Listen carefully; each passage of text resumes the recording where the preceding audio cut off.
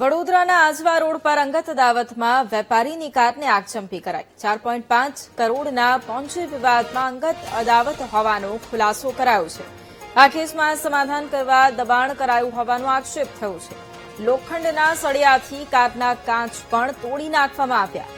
Petrol છાંટીને કારમાં આગ લગાવવામાં આવી। બાપોદ પોલીસે આરોપીની શોધખોળ પણ શરૂ કરી છે। તો વડોદરાના આજવા રોડના દ્રશ્યો કે જ્યાં અંગત અદાવતમાં એક વેપારીની કારને આગચંપી કરવામાં આવી। 4.5 કરોડના પોન્જી વિવાદમાં અંગત અદાવત હોવાનો એક મોટો ખુલાસો પણ થયો છે અને કેસમાં સમાધાન કરવા માટે દબાણ કરાતું હોવાનો પણ ખુલાસો થયો છે।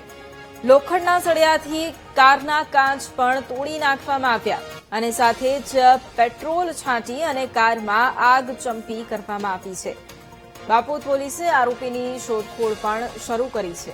આ ઘટનાના સીસીટીવી ફૂટેજ એ પણ ખૂબ વાયરલ થઈ રહ્યા છે। અંગત અદાવતમાં વેપારીની કાર કે જેને આગ ચાંપી દેવામાં આવી છે અને એ વ્યક્તિ પણ સીસીટીવી કેમેરામાં કેદ થયો છે। 4.5 કરોડના પોન્જી વિવાદમાં અંગત અદાવત રાખી અને કારમાં આગચંપી કર્યો હોવાનો આ એક ખુલાસો થયો છે અને આ કેસમાં સમાધાન કરવા માટે દબાણ કરાતું હોવાનો પણ સીધો આક્ષેપ કરાયો છે।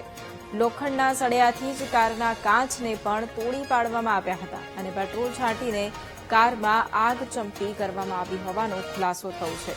બાપોદ પોલીસે આરોપીની શોધખોળ શરૂ કરી છે।